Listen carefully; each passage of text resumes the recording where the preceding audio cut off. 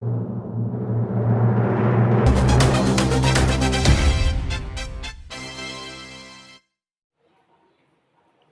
Everyone, नमस्कार, जय Hind. The knowledge care में आप सभी का हार्दिक स्वागत है। एनसीईआरटी सार संग्रह की हमारी श्रृंखला चल रही है और पिछले 4 एपिसोड में हमने इंडियन पॉलिटी की चर्चा की थी और अब पॉलिटी से आप उबर चुके हैं तो आइए इंडियन हिस्ट्री में गोता लगाते हैं।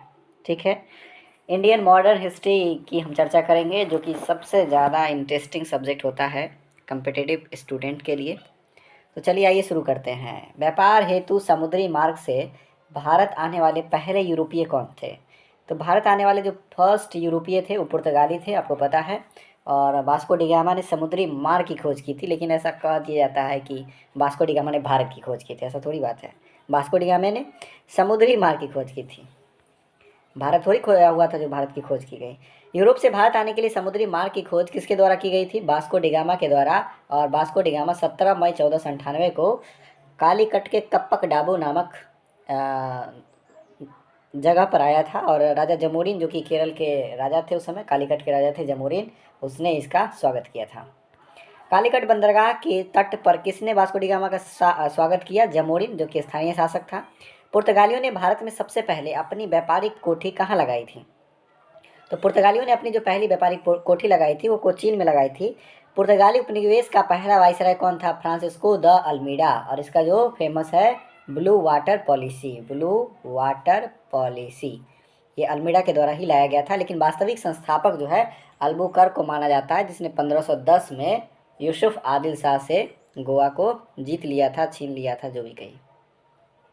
भारत में तंबाकू की कृषि एवं प्रिंटिंग प्रेस, भारत में जो खैनी है तंबाकू, ठीक है, जिसको सुरती भी कहते हैं, प्रिंटिंग प्रेस और तंबाकू का जो स्टार्ट करने का श्रेय है पुर्तगालियों को दिया जाता है। भारत में प्रथम प्रिंटिंग प्रेस की स्थापना जो है वो 1556 में गोवा में हुई थी। भारत का जो पहला प्रिंटिंग प्रेस है वो गोवा में 1556 में स्थापित हुआ था।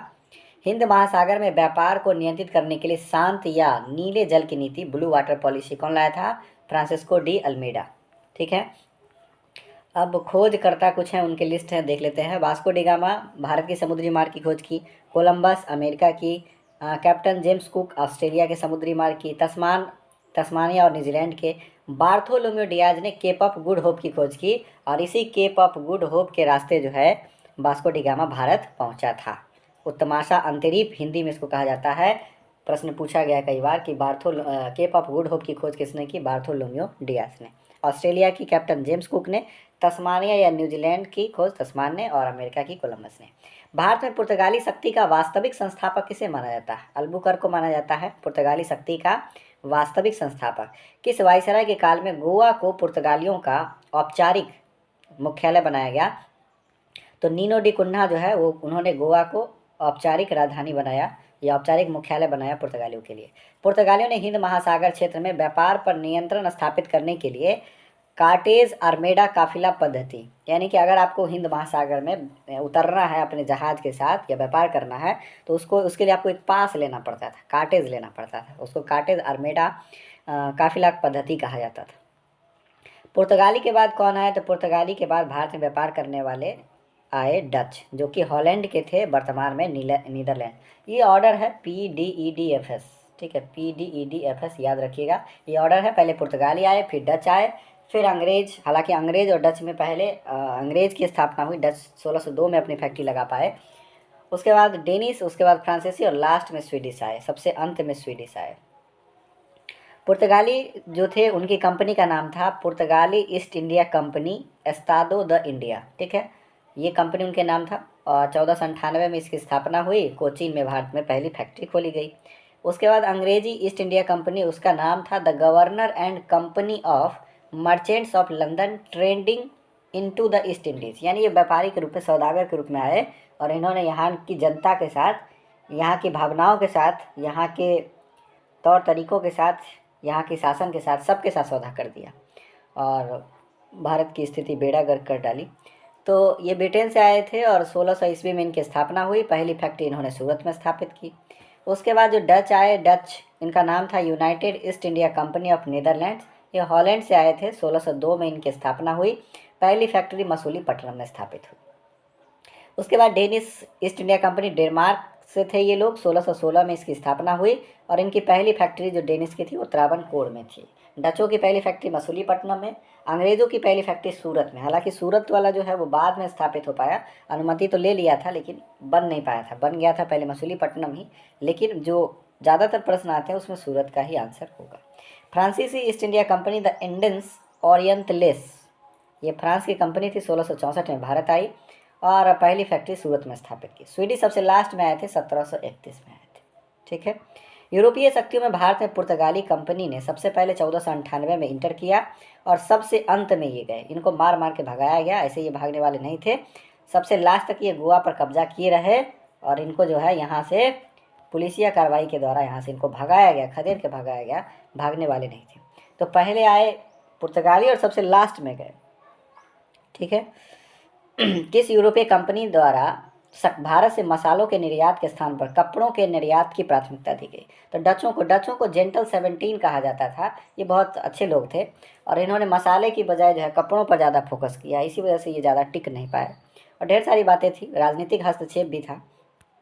डचों को जो है बेदरा का युद्ध हुआ था 1759 में, उसमें अंग्रेज़ों ने हराया और वहाँ से इसका सुफरा साफ हो गया। उसके बाद ये बेच के यहाँ से निकल लिए। भारत के साथ व्यापार के लिए सबसे पहले संयुक्त पूंजी कंपनी, ठीक है, ज्वाइंट शेयर मार्केट के द्वारा, मतलब शेयर के द्वारा पार्टनरशिप पर जो है कह सकते हैं, कंपनी स्थापित हुई थी डचों की। 1764 में बेदरा का युद्ध हुआ, उसमें डच और अंग्रेज भिड़े और इसमें डचों की बुरी तरह से हार हो गई और डच का सुपड़ा साफ हो गया।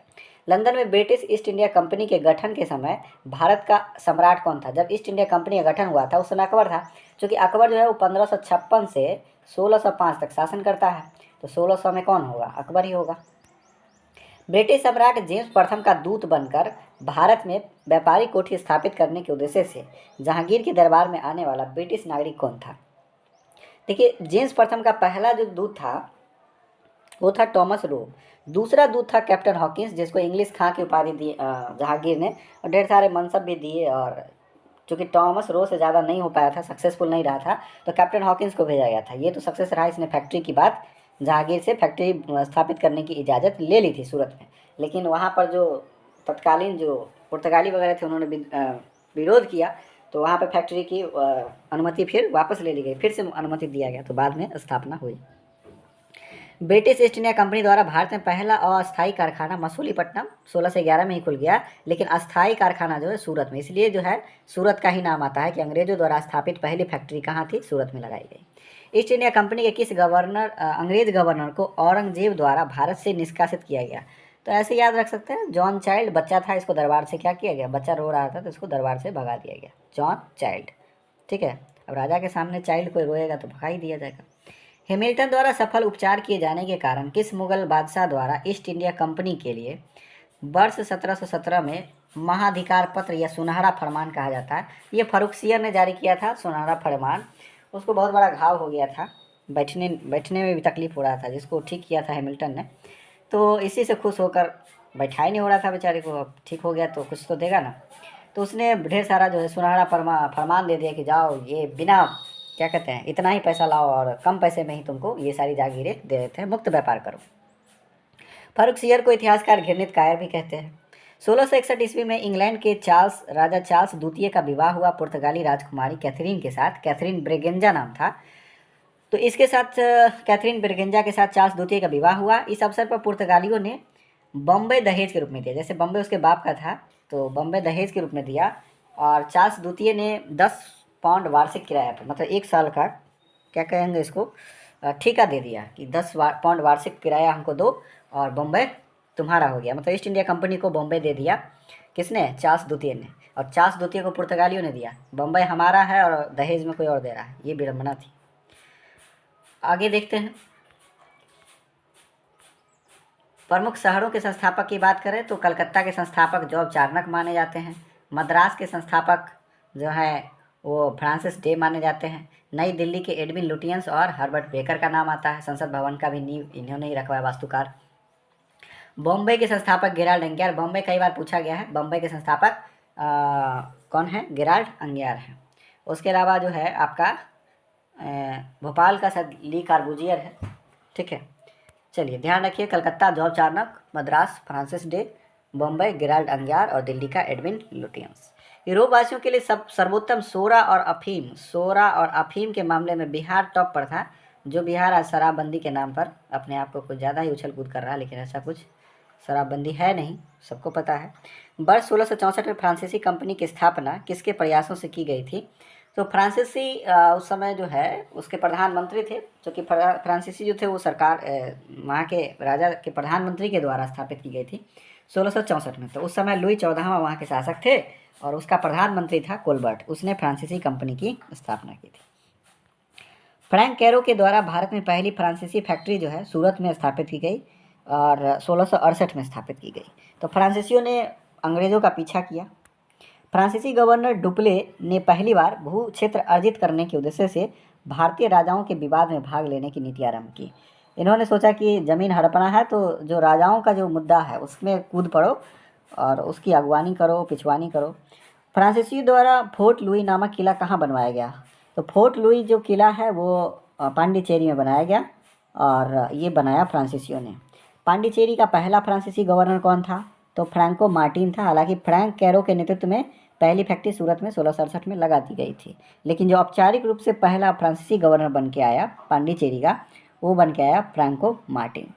पुर्तगालियों को सौली के स्थान पर, स्वाली भी लिखा आता है प्रश्न में, सौली के स्थान पर किस अंग्रेज अधिकारी को पराजित किया था? तो पुर्तगालियों को सौली के स्थान पे जो है थॉमस बेस्ट ने उसको हराया था। बेस्ट परफॉर्मेंस दिया और सौली में पुर्तगालियों को पहली बार हराया था। बांडीवास के युद्ध में 1760 में बांडीवास का युद्ध हुआ जो अंग्रेज और फ्रांस के बीच हुआ और इसमें फ्रांसीसी बुरी तरह से पराजित हुए और यहाँ से इनका भी पतन स्टार्ट हो गया। कर्नाटक का युद्ध अंग्रेज और फ्रांस के बीच लड़ा गया। ठीक है, 3 कर्नाटक के युद्ध लड़े गए। पहला जो कर्नाटक का युद्ध है वो एला सापला की संधि पर समाप्त हुआ 1748 में और पहला जो कर्नाटक युद्ध है 2 साल चला 1746 से 1748 तक। दूसरा जो है 1751 से 55 और तीसरा 58 से 63। इसको सप्तवर्षीय युद्ध भी कहा जाता है। ये 1756 से 63 होना चाहिए।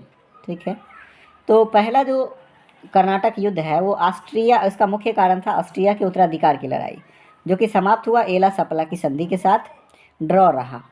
दूसरा कर्नाटक के उत्तराधिकार, देखिए कर्नाटक के उत्तराधिकार की लड़ाई के लिए 2 पक्ष थे। ठीक है, अब 2 पक्ष में एक पक्ष को अंग्रेज सपोर्ट कर रहे थे, दूसरे पक्ष को फ्रांसीसी सपोर्ट कर रहे थे। अब बनना था कर्नाटक का उत्तराधिकारी। तो इसमें पांडिचेरी की संधि के साथ यह युद्ध समाप्त हुआ। इसमें ब्रिटेन मजबूत स्थिति में रहा, मतलब ज़्यादा पलड़ा उसका भारी रहा और सप्तवर्षीय युद्ध जो है चला था और औपनिवेशी कारण भी था तीसरे कर्नाटक युद्ध का, जो कि पेरिस की संधि पर समाप्त हुआ और इसमें फ्रांस की हार हो गई। और फ्रांस इससे पहले भी पिटा चुका था 1760 में बांडीवास के युद्ध में। अंग्रेजी कंपनी का नाम क्या था? Governor and company of merchants of London trading into the east Indies, ये नाम था। इतना बड़ा नाम याद रखने की आवश्यकता नहीं है, बस इसको देख लेना है। तो पहला जो कर्नाटक युद्ध है 1746 से 48 के बीच चला, दूसरा 1749 से 54 और तीसरा 1756 से 63 के बीच चला। पहला खत्म हुआ एला सापला की संधि के साथ, ये हमारे लिए इम्पोर्टेंट है। दूसरा पांडिचेरी के युद्ध के साथ संधि के साथ समाप्त हुआ और तीसरा पेरिस की संधि के साथ समाप्त हुआ। अब आइए ईस्ट इंडिया कंपनी और उसके बंगाल के नवाब को देखते हैं क्या रिलेशन रहा। मुगल सम्राट द्वारा स्वतंत्र रूप से नियुक्त बंगाल का अंतिम नवाब था मुर्शिद कुली खां। मुर्शिद कुली खां ने बंगाल को स्वतंत्र प्रांत के रूप में उसको स्थापित किया था। मुर्शिद कुली खां ने अपनी राजधानी को ढाका से मुर्शिदाबाद ट्रांसफ़र कर लिया ढाका से मुर्शिदाबाद। बंगाल के किस गवर्नर ने यूरोपियों की तुलना मधुमक्खियों से की थी? अलीवर्दी खां ने कहा था कि यूरोपीय जो है मधुमक्खी की तरह हैं, कहीं भी भनभनाते हुए चले आते हैं, टपक पड़ते हैं। ब्लैक होल की घटना हुई थी 20 जून 1756 को, जिसमें 146 लोगों को एक 10 बाई 10 या 11 बाई 12 के कमरे में बंद कर दिया गया था, जिसको काल कोठरी त्रासदी भी कहा जाता है। और इसको जेड हालवेल ने आंखों देखा बयान किया, क्योंकि जेड हालवेल भी उसमें बंद था। और जब अगले दिन खोला गया तो उसमें से महज 23 लोग ही जीवित पाए गए, बाकी लोग मर गए। तो ये ध्यान रखिएगा, 20 जून 1756 को हुआ। ठीक 1 साल बाद 23 जून 1757 को प्लासी की लड़ाई हुई, जिसमें सिराजुद्दौला की हार हो गई और हार का वजह रहा विश्वासघात। 9 फरवरी 1757 को अलीनगर की संधि की गई। जिसमें रॉबर्ट क्लाइव और सिराजुद्दौला ने मिल बैठकर फैसला लिया कि तुम ज़्यादा हस्तक्षेप नहीं करोगे, लेकिन अंग्रेज़ कहाँ मानने वाले थे। भारतवर्ष में ब्रिटिश साम्राज्य का संस्थापक रॉबर्ट क्लाइव को ही माना जाता है, जो कि उसने जब प्लासी का युद्ध जीता था उसके बाद से जो है उसकी दिशा ही बदल गई। ठीक है, बंगाल के नवाब सिराजुद्दौला को हराकर ब्रिटिश प्रभाव को मजबूती से रखा।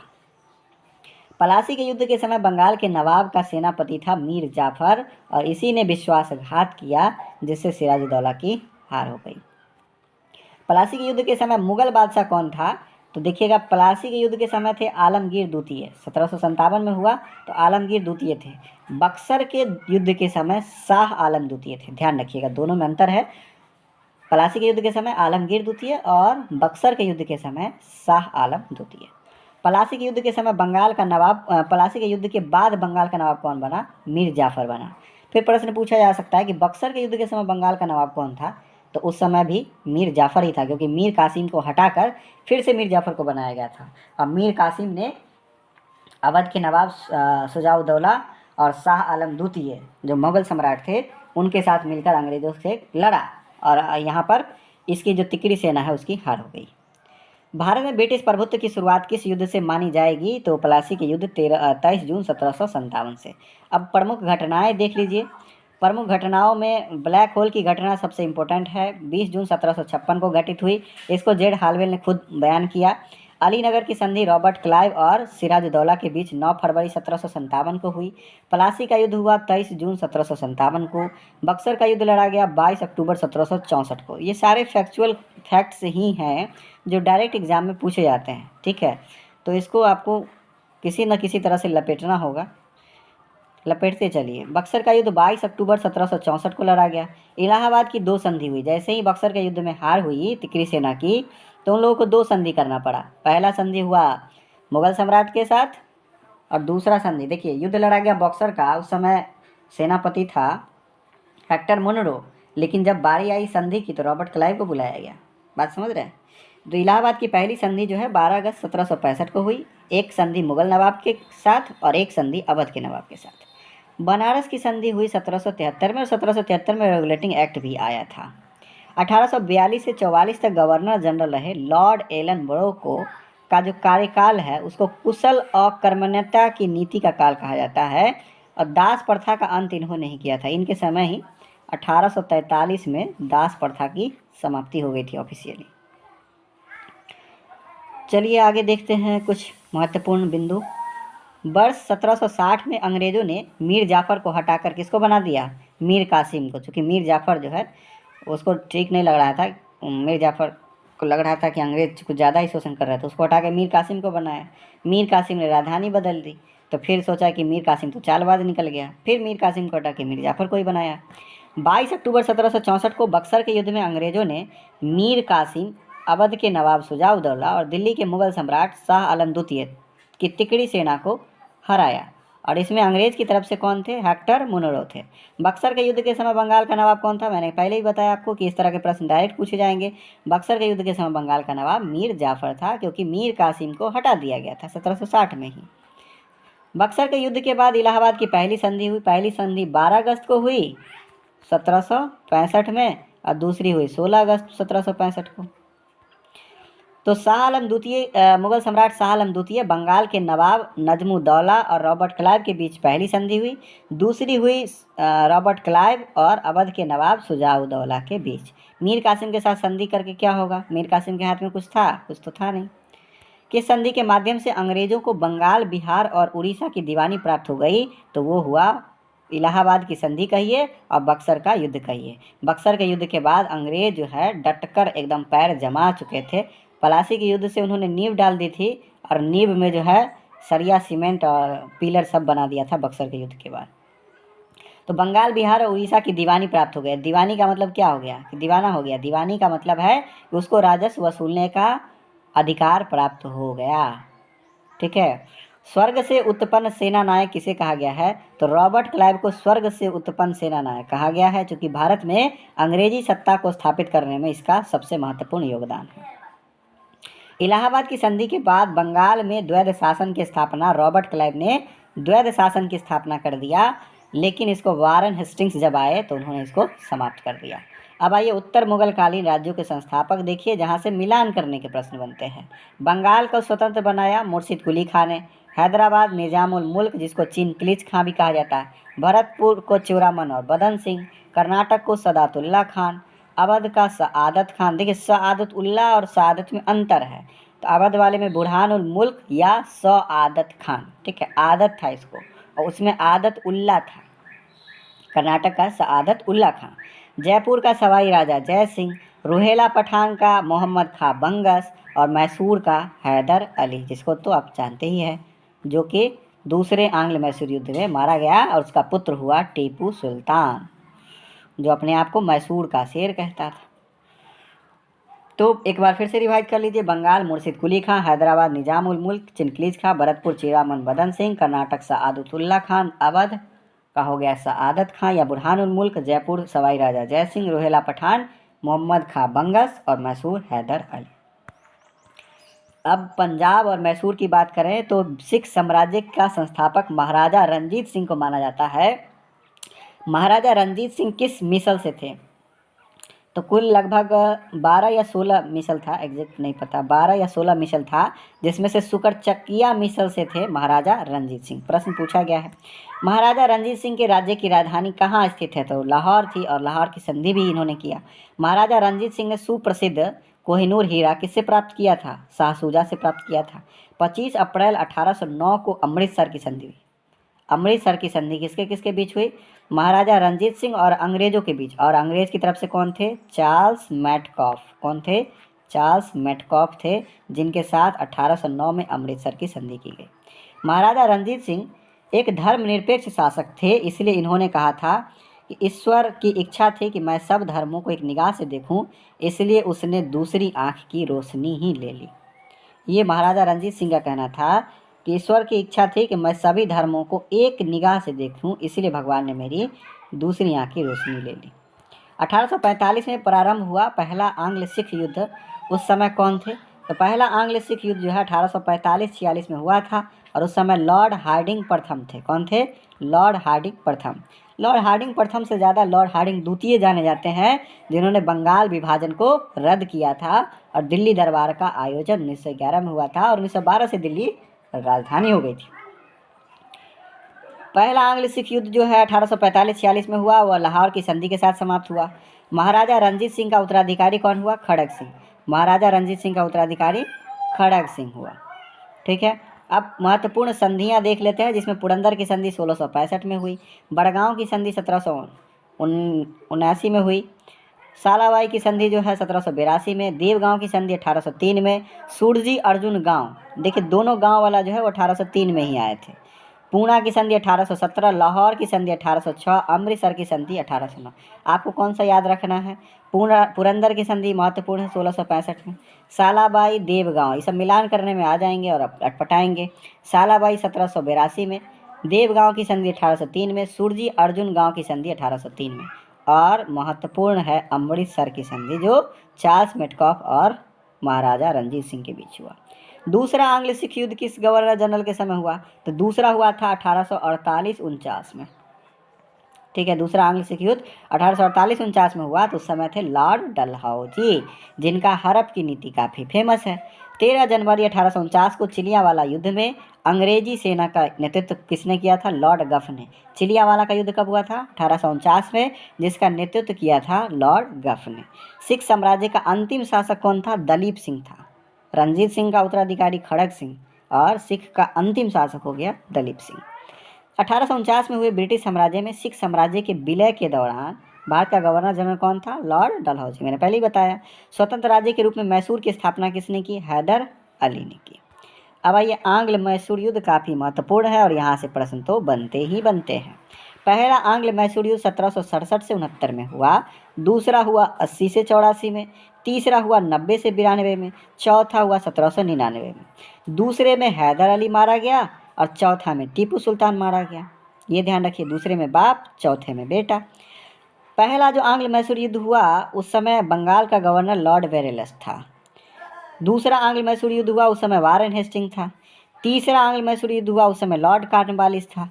चौथे आंग्ल मैसूर युद्ध के समय लॉर्ड वेलेस्ली था, जिसने सहायक संधि को अपनाया था। पहला हुआ उस समय लॉर्ड वेरेलस्ट, दूसरा हुआ उस समय वारेन हेस्टिंग्स, तीसरा हुआ उस समय कॉर्नवालिस, चौथा हुआ उस समय वेलेस्ली। पहला किस युद्ध के संधि के साथ समाप्त हुआ? मद्रास की संधि के साथ। दूसरा आंग्ल मैसूर युद्ध समाप्त हुआ मंगलौर की संधि के साथ। तीसरा समाप्त हुआ श्रीरंगपट्टनम की संधि के साथ। और चौथा मैसूर की सहायक संधि, जो कि वेलेस्ली का आगमन हो चुका था। पहला जब हुआ उसमें क्या हुआ कि हैदर अली दक्षिण भारत का पहला शासक था जो अंग्रेजों से नहीं हारा। फिर दूसरे आंग्ल मैसूर युद्ध में हैदर अली की मृत्यु के बाद टीपू सुल्तान के नेतृत्व में युद्ध हुआ। तीसरे आंग्ल मैसूर युद्ध में टीपू सुल्तान की स्थिति कमज़ोर हो गई, उसको अपने बेटे वगैरह को भी देना पड़ा कब्जा में। चौथे आंग्ल मैसूर युद्ध में टीपू सुल्तान की हार हो गई और उसका मृत्यु हो गया। मैसूर में फिर से वाडियार वंश की स्थापना हो गई। अंग्रेजों ने वाडियार वंश के शासक के साथ सहायक संधि कर लिया।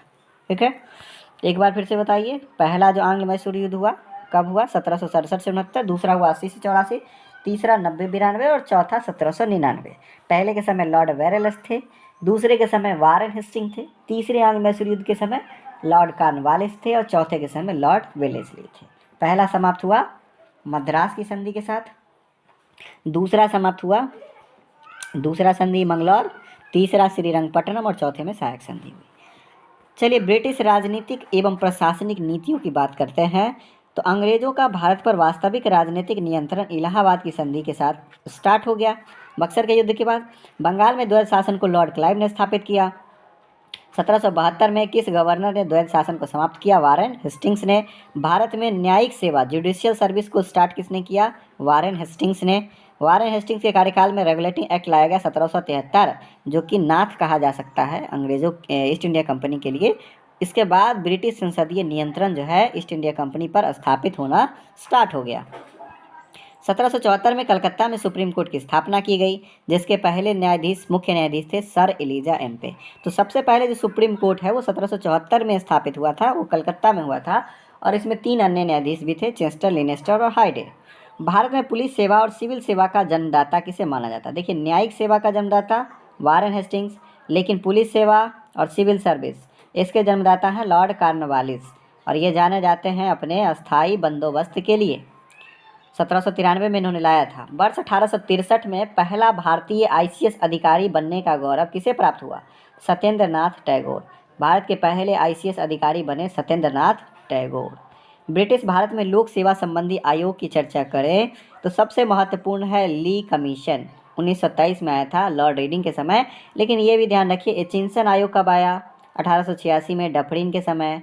लॉर्ड डफरिन वही जिसको कांग्रेस की स्थापना का श्रेय दिया जाता है या मस्तिष्क की उपज कहा जाता है। उसके बाद इस्लिंगटन आयोग 1912 में लॉर्ड हार्डिंग द्वितीय के समय आया। और ली कमीशन सबसे इम्पोर्टेंट है, ली कमीशन 1923। भारत सरकार अधिनियम 1935 के अंतर्गत जो UPSC है यानी संघीय लोक सेवा आयोग के गठन का प्रावधान ली कमीशन की सिफारिश पर ही किया गया था। और ली कमीशन 1927 में गठित हुआ था लॉर्ड रीडिंग के समय। लॉर्ड रीडिंग के समय कौन सी घटना घटी थी? चौरी चौड़ा कांड घटा था 5 फरवरी 1922 को। चौरी चौड़ा। भूमि सुधार के उद्देश्य से भारत में अस्थायी बंदोबस्त मैंने पहले बताया, लॉर्ड कॉर्नवालिस 1793। भारत में साम्राज्य विस्तार के उद्देश्य से सहायक संधि प्रणाली की शुरुआत लॉर्ड वेलेस्ली ने किया। और पहला जो सहायक संधि स्वीकार करने वाला राज्य था वो था हैदराबाद के निजाम 1798 में। व्यापकगत सिद्धांत या हड़प की नीति लॉर्ड डलहौजी ने लाई थी 1848-49 में लाया था। 1849 में ब्रिटिश शासन में पंजाब का विलय हुआ। उस समय कौन थे? उस समय लॉर्ड डलहौजी थे। इनका शासनकाल 1848 से 1856 के बीच रहा। बच गए ये 1857 की क्रांति में। उस समय ये नहीं थे। 1857 की क्रांति के समय इन्हीं का किया धराया रहा जो लॉर्ड कैनिंग पर इफेक्ट पड़ा। राज्य हड़प नीति में कहा गया कि ऐसे राज्य जिनका निर्माण अंग्रेजों के सहयोग से हुआ है उन्हें राज्य के उत्तराधिकारी के लिए गोद लेने का अधिकार नहीं प्राप्त होगा। यानी कि अगर राजा के पास संतान नहीं है तो वह गोद अडॉप्ट नहीं कर सकता किसी को। ठीक है, इसी को ही हड़प नीति कहा गया। इस रिपोर्ट के आधार पर डलहौजी ने अवध का अधिग्रहण कर लिया। अवध को कुशासन के आरोप में जेम्स आउटरम की रिपोर्ट पर उस पर कुशासन का आरोप लगाया गया। अवध के अंतिम नवाब थे वाजिद अली शाह, उन पर आरोप लगाया गया और अवध को हड़प लिया गया, अधिग्रहण कर लिया गया। एक प्रश्न पूछा जाता है कि अवध को किस आधार पे, तो कुशासन के आधार पे जेम्स आउटरम की रिपोर्ट पर उसको अधिकृत किया गया। अब ऑर्डर देखिए, व्यक्तिगत सिद्धांत में जो आ गए थे हड़प नीति के में फंसने वाले, सबसे पहले सतारा, उसके बाद जैतपुर, उसके बाद संभलपुर, ठीक है, उसके बाद बघाट, उदयपुर, झांसी और नागपुर अवध। 1848 में सतारा, जैतपुर 1849, संबलपुर 1849, बघट। ऑर्डर कई बार पूछा जाता है, 4 का ऑर्डर जरूर पूछा जाता है, जिसमें पहले सतारा, फिर जैतपुर, फिर संबलपुर।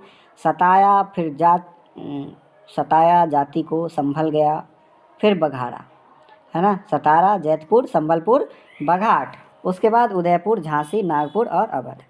चतुराई निष्क्रियता की नीति किसने अपनाई? जॉन लॉरेंस ने मास्टरली इनएक्टिविटी की पॉलिसी अपनाई, ठीक है। किस गवर्नर जनरल के कार्यकाल में भारत पर ईस्ट इंडिया कंपनी का शासन समाप्त हो गया? लॉर्ड कैनिंग के समय ईस्ट इंडिया कंपनी का शासन कहाँ चला गया? ब्रिटिश क्राउन के हाथ में दबाव था 1857 की क्रांति का। वहीं पर सफाया हो जाता। अगर कुशल नेतृत्व होता, सामूहिक नेतृत्व होता, मजबूत लीडरशिप होता, तो 1857 में ही अंग्रेज़ों का सफाया हो जाता। हालांकि अंग्रेज़ तो पलासी के युद्ध में भी जीतने वाले नहीं थे, वो राजगद्दी का लोभ, विश्वासघात बेड़ा गर्क कर गया। 1861 में इंडियन पीनल कोड, जो आईपीसी की धारा अभी भी भारत में चल रही है, वो किसके समय लाई गई थी? लॉर्ड कैनिंग के समय लाई गई थी 1861 में। आईपीसी, सीआरपीसी, ठीक है, जो क्रिमिनल प्रोसीजर कोड है, आईपीसी इंडियन पिनल कोड, भारतीय दंड संहिता, या जो भी कहिए। राज उपाधि अधिनियम 1876 में पारित करके महारानी विक्टोरिया को कैसर हिंद की उपाधि दी गई। 1876 में शाही उपाधि अधिनियम लाया गया, जिसके द्वारा महारानी विक्टोरिया को भारत का कैसर हिंद कहा गया। लॉर्ड लिट्टन के कार्यकाल में किस अकाल आयोग का गठन किया गया था? तो लॉर्ड लिट्टन के समय स्टेची आयोग का गठन किया गया था। और लॉर्ड लिट्टन को इस बात के लिए कम जाना जाता है, लेकिन इस बात के लिए, वर्नाक्यूलर प्रेस एक्ट के लिए तो इनको जाना ही जाता है। और इनके भाई रिपन, भाई कहें मतलब रिपन, चूँकि हटाए थे, लिट्टन लाए थे और रिपन हटाए थे। भारत में अस्थायी स्वशासन का जनक लॉर्ड रिपन को माना जाता है। अब देखिए, अस्थायी स्वशासन और अस्थायी बंदोबस्त दोनों में काफ़ी अंतर है, ठीक है। तो अस्थायी बंदोबस्त जो है वो कार्नवालिस लाए थे, अस्थायी स्वशासन जो है वो रिपन लाए थे। नेपाल को किसने हड़पा? नेपाल का जब विघटन हुआ तो उस समय लॉर्ड हेस्टिंग्स थे। सिंध वाला कई बार पूछा गया, 1843 में सिंध को हड़पा गया लॉर्ड एलनब्रो। भूटान का अधिग्रहण 1865 में, उस समय लॉर्ड लॉरेंस थे, जिन्होंने चतुराईपूर्ण निष्क्रियता की नीति अपनाई। जब बर्मा का हड़प हो रहा था तो उस समय लॉर्ड डफरिन थे। तो बर्मा पर अधिकार हुआ उस समय डफरिन थे। जिस समय नेपाल पर अधिकार हुआ उस समय हेस्टिंग्स थे, लॉर्ड हेस्टिंग्स। 1816 में संधि हुई, सुगौली की संधि, ठीक है। सिंध को हड़पा गया था उस समय लॉर्ड एलनब्रो थे 1843 में, और भूटान के समय लॉर्ड लॉरेंस थे। चलिए आगे देखते हैं, ब्रिटिश शासन का भारतीय अर्थव्यवस्था पर क्या प्रभाव पड़ा?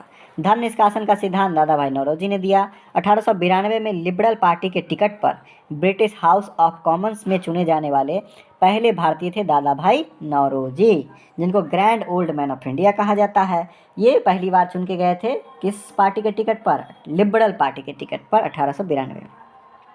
Poverty and the un British rule in India नामक पुस्तक के लेखक दादा भाई नौरोजी हैं। यह विचार किसने दिया कि भारत में ब्रिटिश आर्थिक नीति घिनौनी है? कार्ल मार्क्स ने कहा। दास कैपिटल के लेखक। औपनिवेशिक अर्थव्यवस्था की श्रेष्ठतम पुस्तक इंडिया टुडे के लेखक कौन है? तो इंडिया टुडे के लेखक है रजनी पाम दत्त। कौन है? रजनी पाम दत्त। 1907 में टिस्को की स्थापना जमशेदपुर में की गई JN टाटा के द्वारा। कुटीर उद्योगों के विकास हेतु ऑल इंडिया स्पिनर्स एसोसिएशन की स्थापना महात्मा गांधी ने किया। 1854 में Bombay spinning and weaving company की सूती वस्त्र की फैक्ट्री किसके द्वारा स्थापित की गई? तो कावस जी डाबर। सबसे पहले जो है सूती वस्त्र की फैक्ट्री की स्थापना का श्रेय कावस जी डाबर को जाता है 1854 में। 1855 में भारत का पहला जूट मिल कहाँ स्थापित हुआ? सेरामपुर, पश्चिम बंगाल में। कहाँ स्थापित हुआ? सेरामपुर, पश्चिम बंगाल में। भारत का पहला चाय बागान 1833 में स्थापित हुआ। प्रसिद्ध इतिहासकार KM पनिकर ने 1765 से 72 के काल को डाकू का राज्य कहा, ठीक है, डाकू राज कहा था। इस समय रॉबर्ट क्लाइव वगैरह, वेरेलस्ट वगैरह का शासन था। ब्रिटिशकालीन भू राजस्व व्यवस्था की बात करें, यहाँ से ही प्रश्न आते हैं। अस्थाई बंदोबस्त, रैयतवारी और महालवारी। अस्थाई बंदोबस्त को जमींदारी बंदोबस्त भी कहा जाता था, ये लॉर्ड कॉर्नवालिस ने लाया 1793 में। रैयतवारी को टॉमस मुनरो ने लाया 1820 में। महालवारी को हॉर्ट मैकेंजी ने लाया 1822 में। देखिए, अस्थाई बंदोबस्त जो है वो पूरे भारत के 19% क्षेत्र पर था, जबकि रैयतवारी जो सबसे ज़्यादा, रैयतवारी 51% क्षेत्रों पर हावी था। वहीं महालवारी 30%, संपूर्ण ब्रिटिश भारत के 30%। सबसे ज़्यादा रैयतवारी जो टॉमस मुनरो ने लाया 1820 में 51%, और महालवारी उसके बाद 30% और 19% जो है आपका अस्थाई बंदोबस्त है। अस्थाई बंदोबस्त में अधिकार किसके हाथ में था? भूमि अधिग्रहण सदैव के लिए जमींदार को। वहीं भूमि का, रैयतवारी में भूमि का मालिक जो है किसान था, और महालवारी में भूमि पर गांव का अधिकार या सामूहिक अधिकार था। ठीक है, सबसे ज़्यादा कौन सा प्रभावित था? सबसे ज़्यादा किस क्षेत्र पर चल रहा था? आपका रैयतवारी, टॉमस मुनरो। ठीक है, रैयतवारी कहाँ कहाँ चल रहा था? बम्बई, मद्रास और असम में। अस्थाई बंदोबस्त बंगाल, बिहार, उड़ीसा, उत्तर प्रदेश, बनारस, उत्तरी कर्नाटक। और महालवारी चल रहा था यूपी, पंजाब और मध्य प्रांत में चल रहा था। बॉम्बे, मद्रास और असम 3 क्षेत्रों में चल रहा था आपका रैयतवारी, सबसे ज़्यादा 51% के साथ। इसका इफेक्ट ये पड़ा कि पारंपरिक अर्थव्यवस्था का विघटन हो गया, कृषकों की दरिद्रता आ गई, उनको पैसा नहीं हो रहा था, कृषि में ठहराव आ गया, उन्नति नहीं दिख रही है, पुराने ज़मींदारों का उन्मूलन हो गया, नए ज़मींदार पनप गए, कृषि का वाणिज्यीकरण हो गया। ठीक है, अस्थाई बंदोबस्त में ब्रिटिश सरकार को राजस्व देने की जिम्मेदारी जमींदार को थी। इसमें तो किसान मालिक खुद होता था ज़मीन का, तो ब्रिटिश सरकार को राजस्व देने की जिम्मेदारी किसान की थी। और ब्रिटिश उसमें महालवारी में जो है वो गांव के मुखिया के द्वारा वसूला जाता था। ठीक है, अब आइए 3 कट्ठिया प्रणाली क्या था? तो 20 यानी 1 बीघा में 3 कट्ठा में आपको क्या करना पड़ता था? नील की खेती।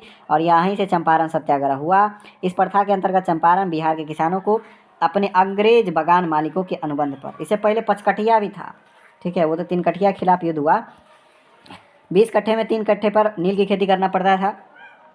ददनी प्रथा, इस प्रथा के अंतर्गत ब्रिटिश व्यापारी भारतीय उत्पादकों, कारीगरों, शिल्पियों आदि से निर्मित माल प्राप्त करने के लिए अग्रिम अथवा पेशगी के रूप में धन देते थे। पहले ही पैसा एडवांस देते थे, एडवांस को ददनी प्रथा कहा जाता था। वह कौन सी भू राजस्व व्यवस्था थी जो सबसे ज़्यादा ब्रिटिश क्षेत्रों पर लागू थी? तो रैयतवारी कितने फीसदी क्षेत्रों पर? 51। कहाँ कहाँ? बम्बई, मद्रास, असम। और इसके संस्थापक कौन थे? टॉमस मुनरो, 1820 में। अस्थाई बंदोबस्त का सिद्धांत किससे संबंधित है? भू राजस्व के निर्धारण से। अस्थाई बंदोबस्त में कौन मालिक होता था? जमींदार। रैयतवारी में मालिक कौन होता था? किसान। महालवारी में गांव के मुखिया। लॉर्ड डलहौजी को भारत में रेलवे का जनक माना जाता है, क्योंकि 16 अप्रैल 1853 को भारत में पहली दफ़ा रेल चली थी। कहाँ से कहाँ? मुंबई से थाने पहली रेल चली थी। तो लॉर्ड डलहौजी को रेल, डाक, तार इस सब का जनक कहा जाता है। गवर्नर जनरल वारेन हेस्टिंग्स ने इजारेदारी प्रथा यानी फार्मिंग सिस्टम का प्रारंभ भू राजस्व की वसूली के लिए किया था। तो इजारेदारी प्रथा का शुरुआत वारेन हेस्टिंग्स ने किया था। चलिए, आज के एपिसोड में इतना ही। अगले दिन 1857 की क्रांति से आगे कंटिन्यू करेंगे। आपको अगर वीडियो पसंद आता है तो एक लाइक ज़रूर कर दें। धन्यवाद।